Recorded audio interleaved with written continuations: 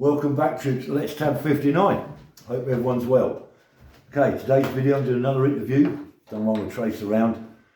I'm doing another interview tonight, this time with an ex-British Army drone operator from 9-4 Locating Regiment, Mark Shores. We'll be chatting him in a minute. But before we do, I've had a message from one of my subscribers, Kenny McEwen. Kenny gave me a message in the comments of one of my other videos. And sadly, one of his mates, another old veteran, passed away about 3 weeks ago. And today was that veteran's funeral, today being the 14th of March 2024. And Kenny asked me if I just give him a shout out because it was his funeral today. So the veteran we're talking about is, his name is Bill. Bill was 96 years old, and he was ex-Royal Signals Airborne. He'd done P Company. Apparently, Kenny said he was a really good bloke, and Bill was like a dad to Kenny. Now, up in near Glasgow, at a place called Wishaw, I think that's right, there's a veterans hub, and that's where Kenny and Bill used to go. So, as I say, it's poor old Bill, lost him 3 weeks ago. Kenny, listen, mate, he's always going to be watching over you, so you better do him proud. I hope the funeral went today well. I hope it really went good. I understand you all had your medals and berries on, give a proper send-off for a veteran, which is the right thing to do. So all the best, Kenny. Hope that helped, mate. Right, so straight into the video. As I say, with my old mate Mark, we served together for a few years when we was both in the artillery, and we'll get on to that in a moment. So welcome, Mark. Let's Tab 59. Thank you. So, Hi, everybody. Mark, you're a Lincolnshire lad. Yeah. You're born and bred up here. What was you like at school? What did you do? Was you a good lad? Yeah. I mean, I liked school more for the sociable thing, more than the education. Yeah. Went to, failed 11 plus. Did went, you? Went to secondary modern local school, and in the 70s, and there wasn't much going on. But did you do much sport as a kid at school? Yeah, I More like sports and academics. Yeah, I like sport. Football? Didn't even do football at primary school. Didn't So by the time I got to secondary school, we got in the rubbish team, then got in the opposition team, then got in the football team, and then became sports captain and loved athletics, rugby, football. School ends, you finish now, you're out in the big grown-up wide world. What does Mark do for work?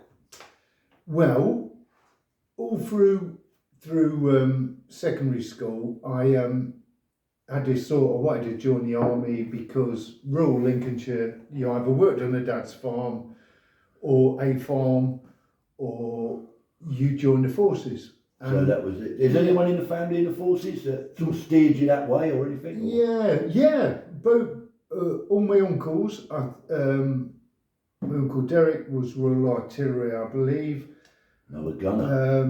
My uncle Billy, I'm not sure what Billy was in, and then my uncle Graham, he was Royal Engineers. He was still serving. Oh, was he? Actually, He was still in. Yeah, and then. So you went along the career centre? Yeah, I did. 16 years old? Yeah, I went to. What year are we talking now? 70? I would say it would be 70. Went along in 7. When was Jubilee? 77, yeah. 77. So 76. Go along the careers office at Boston. Boston, yeah, and then medical at Lincoln, and then off I went to Harrogate for a day or two. Junior leaders at Harrogate. A lot of guys will remember that. Junior leaders. Yeah, and then joined the RCT, which was actually my brother was in the RCT previously, but He left at that stage? Yeah, he left. So he's done his time. How long did he do? Do you remember? I think he only did about 4 years, Yeah. something like that. He loved it in the junior leaders, but then he got posted to Germany, didn't do anything, go anywhere, you know. Yeah. But I ended up at Taunton Barracks in Somerset, Right. which was one that my brother. The same place as your brother had been at. So yeah, in the junior leaders. So you're in junior leaders, big culture shock, everyone's shouting and screaming, was it all? Yeah, massive. I'd love to see a picture of Mark at 16. Massive. The And then helicopter very on. I was still, I never realised how, you know, I was sort of a local little scrapper, tough lad that Yeah. went in the army, and I was so homesick, you know. Yeah. Came out 4 weeks later. So you taught barracks for 4 weeks. Yeah, And you went, I think what made you just not for me, homesick or just Uh, disillusioned? yeah, I think I was homesick, really. Yeah. Of course, those days, no mobiles, queued No. up for the phone, didn't you? Yeah. And then So you sacked that, you left, you come home. came home, my mum said, not having any people on the dole here, so What did you wasn't do? much work. So I worked on the land gang, Mm. which was basically picking potatoes, cutting cauliflowers, seasonal veg, hard work, Out and weathers. all weathers, pulling Brussels sprouts in the snow. So how long did you do that before you said, I'm going back in? About 3 years. So you did that for 3 years. 3 years, mate. And then went, right, no. And then I became a young dad, at Yeah. 18. 18 years old. Had a lovely little baby girl, Victoria. And then Responsibility. responsibly and dead end job. And I thought, right, why don't I join up again? So I joined up again thinking, if I do a few years, hopefully I can get a decent job when I come out. Maybe the fire service, something like that. So you went back in, this time of course it's manned service, and you've got to go to Sutton Coldfield, Yeah. and straight back to the RCT? Yeah, well, Or I went to Sutton Coldfield, and you did your papers and Your exams tests. and tests and that, and then And you saw wanted this officer. But I actually wanted the engineers That's right, Royal because Engineers. my uncle said, "Tell them you want the engineers." There's nothing. So Good trades. that's what I did. I think maybe I can't remember exactly, but it might have been an RA cap badge of the officer Interviewing you. or sergeant interviewing me. You're not going in the engineers, are you? So he said, "So what did you want?" I said, "Engineers," and he said, "No, you've not got enough points for the engineers." So I said, "Well, I want the engineers. That's nothing." So he said, See you later. "Okay, come back tomorrow morning and see what you say." So we come Sleep back the on it, next basically morning. sleep on it. So then I went, "No, I want the engineers," and he said, "No, you can't get it." So I'm like, "Oh, bugger. What can I go in?" And he said, "The infantry, Paris infantry or artillery." And I was like, "What do I do?" Yeah. So the guys in my room were going to Woolwich, the RA. Artillery. So I thought, "Oh, I'll go there." Go with them. So that was it. So Yeah. down to Woolwich Yeah. for basic training with same troop as me, different times, but you was Colenso troop, Yeah. 5-9 Aston Battery. Yeah, that's it. Yeah, That's yeah, on it. the right as you go in. So this time you've had a little bit. I mean, was you in the cadets as a kid before? No. So your only taste of the army was at junior leaders. Yeah, nothing, no. So this time you felt a little bit more prepared, and of course you have commitments now. Yeah, This time exactly. you've got a family to look after, Yeah. so you've got to knuckle down. A little bit older, Yeah, not much, but a little bit older. yeah. So down to Woolwich. What was Woolwich like? Basic training. Yeah, it was a shock, but not as much as shock as having gone to junior leaders for like 4 weeks. So yeah, settled in. Hadn't really been out of Lincolnshire much, and most of my section, I'd say 90% of my section were jogs, Were they? and 90% of them were Glaswegians. Yeah. I've never been out of Lincolnshire. They've never been out of Glasgow. No one can understand Can't anyone. understand. But you made some good mates. Yeah, but they were good lads. Good lads. Was there anyone you was with in basic training at Woolwich that then went with you to 9-4 Locating Regiment? No. You was the only one, as far as you know. Yeah, out of Colenso anyway. But during basic, getting back to it, I remember you telling me a bit of a story. You got room leader, or whatever they called it in there. You used to get a little brassard, like an orange chevron on it. Yeah, yeah, And yeah. you was in charge of your room. sort of, That's you right, like- yeah. Yeah, you got a little... How did you get that? I don't know. You just got picked. Yeah, just got picked. And then we had to go on some sort of exercise live firing thing in, I think it was near Dundee All right. somewhere. Like Otterburn, maybe. Otterburn? No, we went to Otterburn. That's more Yeah. Newcastle way, Yeah, isn't it? yeah. I forget the name of it. One Somebody will know. will know. But went there and we had one night off in Dundee. So me and this other lad, Whack his name was, he went on to 2-9 actually. But we were out and we had to be on the back of a 4-tonner for 10:10. Right? They said if you're not on, that's it, that's it. So we're having a drink and Whack says, should we just stay? And I went, oh, no, we can't. Okay. So at the last minute, we decided no. And we ran to the 4-tonner. They pulled us up, but they said, no, you missed the time. So we got busted. So that was that. Yeah. So we were talking about PT. I did a video a while back about PT back in the day. Yeah. And I was talking about the clothes we used to wear, the old red PT vest and Yeah. doing a BFT. And I spoke about the old black plimsolls. Mark turned around after seeing that video and said, guess what, Keith? I've still got mine. And there they are. He's still got them. They've had a bit of wear as well. Look at that badger. Can you remember bullying those? Yeah, in training. And I couldn't believe it. On the bottom, it says "Made in England." These are for Antiques Roadshow. So I might donate them to a museum. I think you should get a little block of wood and we'll mount them. Get them balled up and mount them on a block. Have it as a little trophy in your study. So you finished basic training in your DAPS and bit of pass out parade. How did that go? Yeah, Family that was went down? lovely. Yeah, my family came down, a couple of schoolmates, and then got a bit of leave. Of course, I was married. Yeah. What stage when you was in basic? Because obviously before your pass out parade, you get told what regiment you're going to. Yes. So what? Yes. You don't get a it choice. posted on the It just comes up, doesn't it? Yeah. So what happened when you saw 9-4 located? I mean, what's that? I mean, Yeah. Well, fortunately, there was I think the full screw who was in training.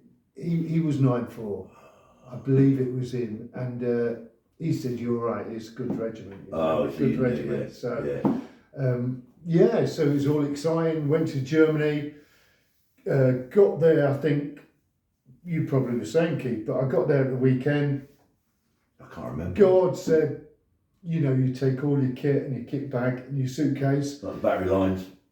battery lines, 156 battery, 156 incoming battery. 156. Went to right at the top of That's his it. massive brick building, no lifts, nothing. Got there, just saw on the board your room. And that was it, really. H troop.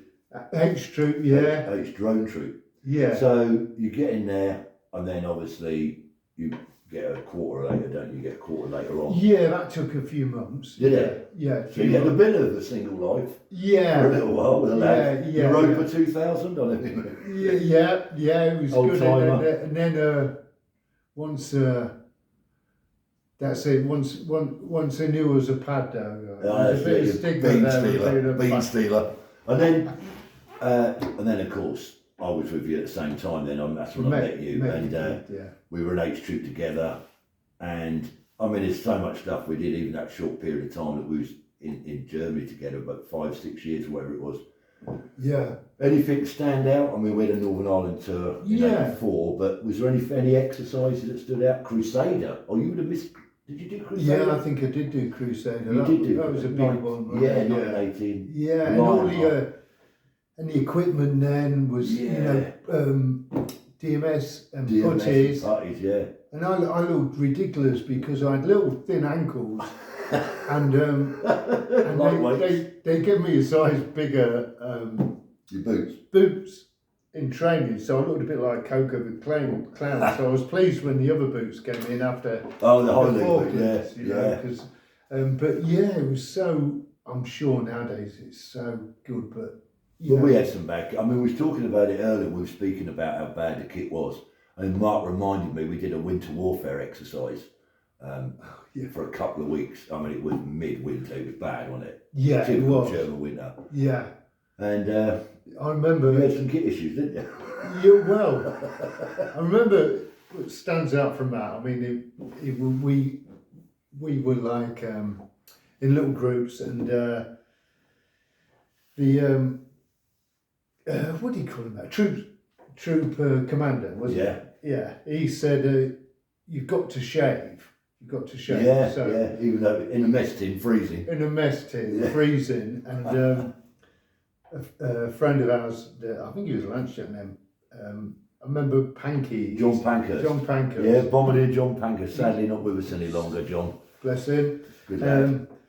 I think he looked at me after Yeah. we'd shaved because we had no mirrors, and he had a big razor, Yeah. and he turned around to me and said, "Does that look all right?" And it was like just blood everywhere. You know what I mean? Packing away in a mess tin. And then also, I think it was something like -10 one night, and we were sleeping out in the open in the old green maggots. The old green maggots And, rock bags.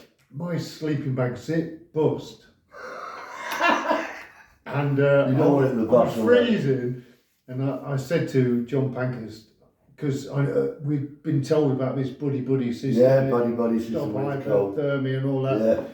I said, "Panky." He goes, "What?" I said, "My sleeping bag zip was bust." So he goes, "Oh, mine's all right," and turned over and went to sleep. No buddy there. So I was shivering all night, and of course then you got to do your stuff was the next day.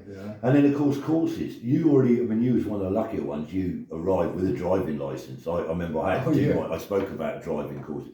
I'd done my driving course. Trustees, skeggy, Yeah. And then I did my HGV, you'd done your HGV, and then we both got put on advanced driver's course. Again, I spoke about it in the Army driving vehicle one, didn't I? Yeah. But we were on the same advanced driver's course. We were, weren't we? Which I always let Tracy know. Yeah, and my wife, she always says, "No, I don't know how you pass that."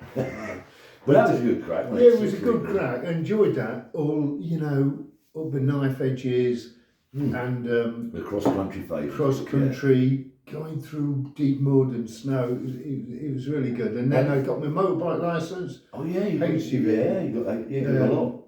3, and then And we got pinged for Northern Ireland.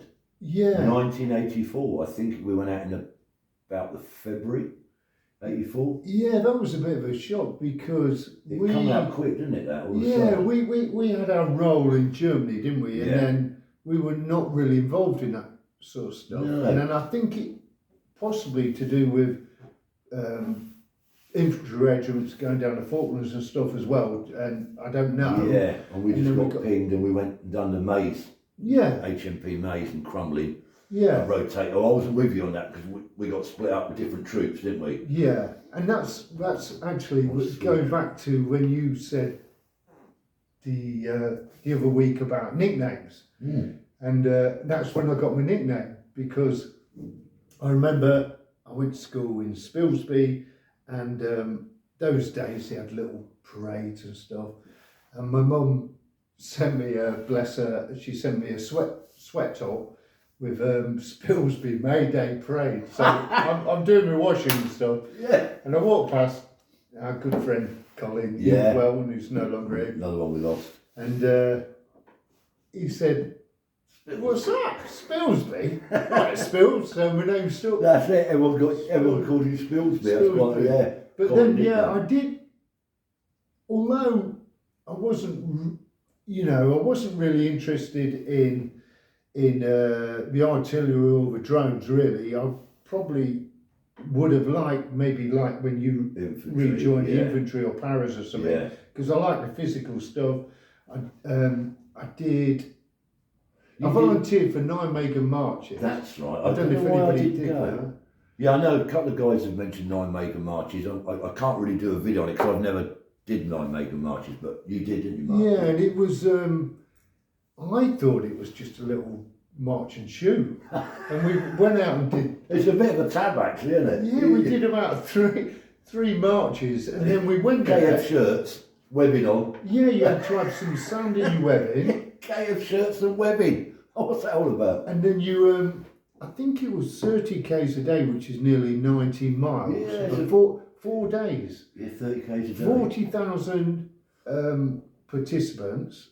Was there a About few that. drinks at the end of each day? Yeah, no. Oh, Well, no. and then I think 70,000 spectators or something. And it was, I don't know. But anyway, yeah, first day we got there, we went for something to eat in these massive tents. Cookhouse tent. There was soldiers from all around the world. And got to with these Dutch ones, I think. And of course, I stayed till about 2 or 3 in the morning, and then got to walk the 30k first day. So that was the only day till the end. And then did mostly battery boxing.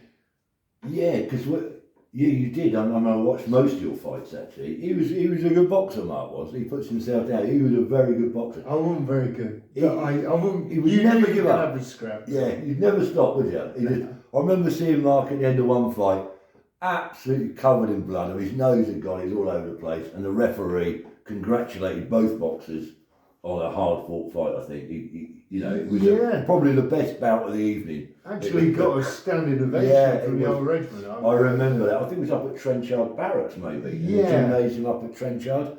I think the Royal Anglers were at the time. But I only had to get a tap on my nose, and my nose bled, didn't it? Yeah. So it looked worse. Looked like a bit of a war, didn't it? Yeah, it looked pretty. But it was always great nights, battery boxing, wasn't it? Oh, I mean, even if whether you were fighting or you... We had to get a number 2 dress on. If any of you guys remember that when you used to go to your regimental boxing or battalion company boxing, where they always made us, the spectators, wear number 2 dress. I'm sure they did. Yeah, I I'm think sure you we used to might wear be them. right. I think the officers and seniors were in mess dress maybe. But I think we had to put number 2 dress. I remember going to Berlin. It was more headhunting, wasn't it? You know, I mean, because of the rivalry between squadrons, batteries.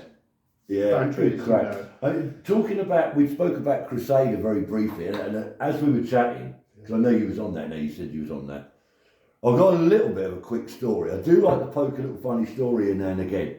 And I don't know if you weren't there, I don't think, Mark. But anyway, so Exercise Crusader, 6 weeks in the field, as many of you veterans will know, and you got pulled in so far into the exercise for like a bit of an R&R, a couple of 3 days, and you got brought in. You could get showers and sort your kit out and that.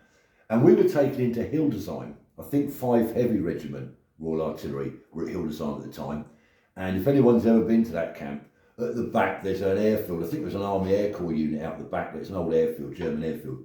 And they'd set up on that airfield, on the grass, a big, sort of like Billy Smart's circus tent. Great big tent. And it was a NAFI pub. And if you remember that, do you ever remember going up there? I can't remember. And there was, I think it was being run by the EFI, the Expeditionary Force Institute, which is like the uniformed version of NAFI staff. Some of you must remember that. And these guys and girls were in like, and they sort of got long hair, but they've got like woolly pulleys on. They'd all got one stripe, but they were civvies basically under the Royal Army Ordnance Corps then. They had Ordnance Corps cap badge. And they'd serve you. They had big 6-foot tables up and they were cracking the cans. I think you could only get McEwen's if you wanted bitter, or Tennant's if you wanted lager. The old can of Tennant's with a girl on the back, you know, posing in a bikini. Yeah.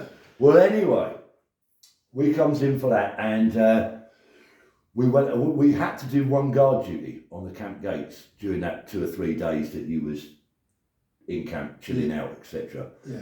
Anyway, we all goes up the beer tent this evening. There was only a few of us actually. I'm not going to give out any names of factories because I don't want to upset anyone, but there was about 4 or 5 of us, and we sat around this small table. And in that tent, it was NATO exercise. You had American soldiers in there. You had Italian soldiers, all sorts, all the different countries, sat around little groups drinking beer. And we were building a pyramid out of our empty tin cans. Yeah, I remember. Little pyramid of tin cans. And anyway, there's a table over there with some American guys on it, some big American boys building a pyramid, mate, as well. And my mate, I'm not going to give his name out. I know. He's quite a short-ass guy. Brilliant lad. Anyway, he picks up an empty can of ours and throws it across to try and knock down the Americans' pyramid of cans. It was bigger than ours, he was jealous. And it didn't work, so he got nearly a full can and lobbed that over. and it did knock down their pyramid. Yeah, fine. And that was it. We're all sort of like, oh my God, and this big American lad come over, you know, monster. And we sat around our little table with our little puny pyramid, and he banged his fist on the table like that. Our little pyramid fell over. And he went, you lying, you think you're so good. If you was that good, you'd come to Vietnam. And my mate went, well, the Vietnamese didn't need us. Well, that was it. The table went up, it kicked off. I think the Italians were out the door. Aussies come and give us a hand. Big old punch up in the pit.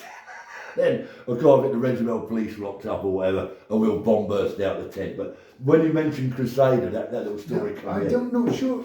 I can't remember that. So maybe it was Lionheart. I did. Yeah. Lionheart was 84, I think. Oh, right. So After Ireland. I think it might have been 80. Yeah, I think we come back from Northern Ireland. Because I think one of our friends, we'll not mention our names, but because we were quite static at times, and before you moved to another location, yeah. And then he was there and decided to he was doing runs for, I don't know whether it's to cookhouse runs or whatever, you know, to get ration runs, whatever. But he came back to Celle. He was married, and decided to stay the night. Yeah. But then the next door neighbour was the Battery Sergeant Major's wife. I think you clocked him, and also when he came back, we'd moved. Oh, move location. Yeah, that's wrong way to. But anyway, that's enough about us in Germany. What happened to us then? We come back from Northern Ireland. I think we did do Lionheart, and then 85 we moved. From yeah, because 1985, yeah, the regiment sort of split up, and our battery, 156 battery, came back to Lark Hill. Yeah. And we reformed 940. Yeah, that was a big shock because being in Celle, lovely, lovely town, and lovely sort of like man-made beaches and that round. By Quarmul, quarry up at Quarmul. Yeah, like man-made quarries, which are lovely to go in the summer, and great lifestyle. And then from that to Lark Hill, Salisbury Plain. And I remember that first day, we got to Lark Hill, and there was one pub, and we went the Pack Horse, I think. We went there and it shot a tenner. Yeah. We're having in Germany open all night, and everybody's faces were like that. And then it sort of went a bit downhill for me and you. Yeah, it did. I fell out of love with it then, and I know you, and I think I left before you. Yeah. I think I went in December 85. 3 months. There was a few left, I think, as well. Yeah, I left April 86. Colin left. Yeah, March. Yeah, and that so then you left in when? 80? You did an NCO's Carter first, though, didn't you? Yeah, I did that. NCO's Carter. Yeah, I did. Was that when we was in England or was that in Germany? In Germany. In Germany, I could did two actually. Did you? You kicked off you first. Did you? Kicked off an NCO's Carter. Works well in Barrack. Yeah, long story. Yeah, I got screwed over really. But anyway, did another one at Woolwich. Again, at that time, it's not an automatic no, face didn't fit, and the lad who did it with me, I think he got a D, I got a C, he got made up, but I wasn't too bothered because, you know, my little plan during the fire service when I got out, so that was still ongoing. Got to Lark Hill and then just served my time really at Lark Hill. So then what happened? You come out back to Lincolnshire? No, I didn't actually. Back to the fields? No, I wasn't going back to those fields. No way.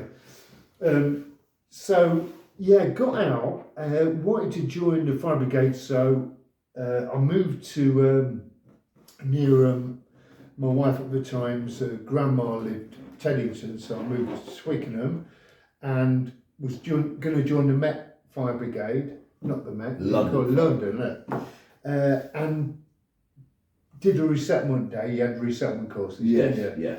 But unfortunately, they weren't recruiting at the time. So I came out, did a bit of lorry driving, which I'd never... I remember doing one day lorry driving for this guy, and he, the first day he said, right, go East End of London. So no sat navs. A to Z in one hand. And I was around Sloane Square. And did you miss the army? Not initially, or Not initially. Then did that a couple of months, and then thought, right, get something else. And I joined a major British airline. Were recruiting for security. whereabouts is that? That was at Heathrow. Oh, yeah, so Heathrow. not far from where I was Yeah, living. you commute to that. Um, A lot of ex-squaddies there. Yeah, I'd imagine. yeah. So there was Security. about 100 of us joined because security wasn't great. It was like on night watchman type people there at the time, and I think different people were threatening to bomb an Was airline, it good money? which they did, Was it good and money? it was good money for security. Yeah, Shift work, obviously. and you got cheap travel as well. Oh, so yeah. So it was good transition because And how long did you do that for? 4.5 Years. 4.5 years, On I security. think. Yeah, and it was good transition because they're all ex forces. You got that banter, that ex-squaddy banter. Yeah. You could take the mickey. Although I do remember we set up a football team, and because we've been all sitting around in security, we were quite tight. These t-shirts, and then we looked round and we went, "What's happened to them?" So, but you didn't stay with security, did you? Well, no, I was having breakfast in Terminal 4 with a friend of mine who had joined the same day as me security, and he was an ex-Matlow. Good lads, Steve, and he'd done, he'd done the gun run for Pompey, Yeah, Portsmouth, he'd boxed for the Navy, good lad. Yeah. And then I said, "Oh, you look happy," and he said, "Oh, I've got a cabin crew," and I went, "Cabin crew? You know what I mean?" And then he goes, "What are you putting for it?" And that was it. So I thought, well, okay, I'll put him for it. And With the travel. 30 years later. 30 years cabin crew. Travelling all over. I mean, there can't be many countries you haven't been to in 30 years. Well, I've been Pretty to a much, lot, you know what I mean? yeah. But yeah, it was. Well, actually, I've seen, great. because I've been up to Mark's house, and he's got a lovely summer house in the garden that his missus sorted out. And when I went up there, he showed me on the wall, they've got a map of the world on the wall. And they've managed to put little red dots in Oh, it. yeah. Little red dots to all the places they've been to through their time as cabin crew. And it's just peppered. It's just peppered. So it's I had a impressive. ball. It's something you wouldn't think of doing. Coming from farming and forces, and So there you were, picking cauliflowers. yeah. And it's all like, 30 odd years later, Staying in 5-star hotels, travelling the world. or picking cauliflowers. The choice is yours. I think Mark made the right choice. But then it was again back in the day. It was great because it was like not like the forces, but you belong to a family.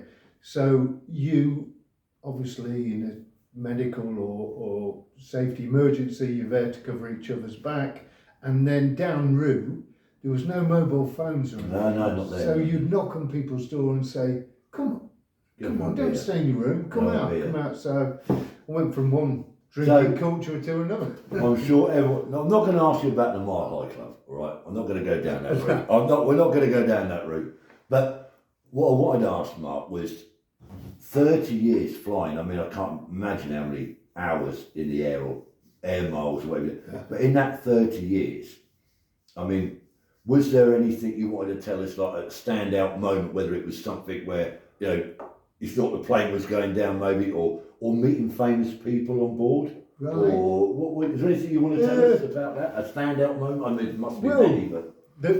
Funnily enough, my first flight, you used to have a supernumerary flight where you were a spare person and you got to know what goes on in the service and that. So I did that flight, I think to San Francisco, and then the next flight I did to Sao Paulo in Brazil.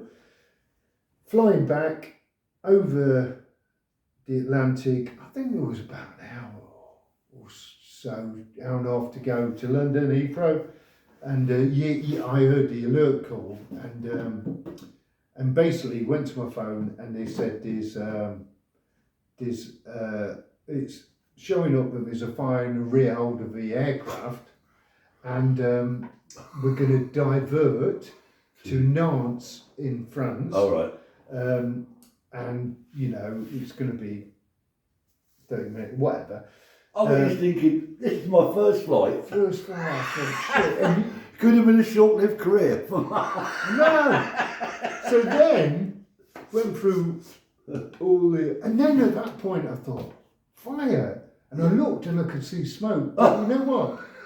It wasn't from a hold, it was smoke in those days. Oh, people smoking on board. Smoking on board, right? So I'm thinking, shit, that's underneath it. So anyway, Imagine running down with a fire extinguisher. Don't panic. but to be honest, because I'd just come out of the training, all the standard SOPs and that Yeah. come Yeah, bang, kicked bang, in, bang. right? Yeah, So, military training. so then that was it. And after that, that's gleaming. I think I had one Gleaming. where the first officer was ill or something, but nothing in the 30 years, touch wood. I met, obviously, Few working famous people. first Yeah. class and that. Yeah. Loads of famous people. You must have. Well, I can't remember, but people like Roger Daltrey, there was Victoria Baker, Elizabeth Taylor, she was sweet. Oh yeah, Liz Taylor. Yeah, stunning. In fact, I Lovely think I lady. remember sort of saying, because she was still eating the breakfast from Yeah. the Conde de Land, and I said, I think Oh, I'm going to have to take that, or you're going to be wearing it. She's still mister." nibbling away. Yeah. Liz, hurry up with them eggs, son. And also, big shout, Ray Winston. I met Ray Winston at I Buckingham remember you Palace. saying I met that. him at and I met him when I was doing some security at Wembley once. Great bloke. Yeah. wasn't he? And Really I good sorted guy. him out with drinks, everything, Good and I guy. remember saying, anything else for you, Mr. Winston? He's no different, is he? He's No, he different. goes up Portsdown. We're name dropping now, me and Mark. Name drop it. But anyway, I yeah. do remember because, like me, your wife is younger and pretty. Yeah. Like, Yeah, I'm punching the and I remember him saying to her, people always say, oh, you're punching above Yeah, the weight, yeah. right? But he said, when I said, oh, this is my wife, and he said, you lucky girl. He goes, he's a diamond geezer. Good old Ray. Well, Mark, that's brilliant. So I know that you wanted to do a couple of shout outs Yes, to please. people. So the camera's all yours, Mark. Yeah. You, Mark wants to mention a couple of people. I never know where I'm looking at it. Straight in the camera there. Straight in it. Yeah. Yeah, I just wanted to shout out because I mentioned that I worked on the land in a land gang. We had no mentors, we had no sort of hope of future and that. And there's a couple of school lads who worked on the land as well, who have done well for themselves. First one I want to mention is Gary Drayton. He was watching Miami Vice after working on the land, and he thought, I'm going to go to Florida. So he went there with $300. Now he's classed as a treasure hunter. He found an emerald ring, which is worth, God knows how much, probably $700,000. He now works on the Discovery Channel on Oak Island, so have a look at him. And another one, Simon Leake, who you've met. Yeah, I met Simon, yeah. Great guy. Very and- interesting guy. And he worked on the land with me, and he joined the Paras and then ended up in the 2-2 Regiment, Squadron Sergeant Major. But now he's doing great work out in Africa. He's teaching the Africans tracking skills. He's got some buddies who were high up in the police, teaching them police skills, and he's helping protect the wildlife there. All anti-poaching So stuff, yeah, and he's Simon Leake, and it's Big Five Protection, and he's done a couple of podcasts with Big Phil. Big Phil Campion, yeah. If you go on YouTube and find out, you'll find the interview with Simon Leake. Yeah, and also HR, so check him out. HR. But also, I just wanted to say, if any, all in all, you know, my little goal was come out and get a decent job. But if somebody's young and thinking of joining the forces and they've got no direction, I would just say, just do it. 3-4 years, it goes so quickly, and it will stand you in good stead, you know, for life. And make sure you get a good set of plimsolls. Yeah, don't forget. The plimsolls. Right, troops.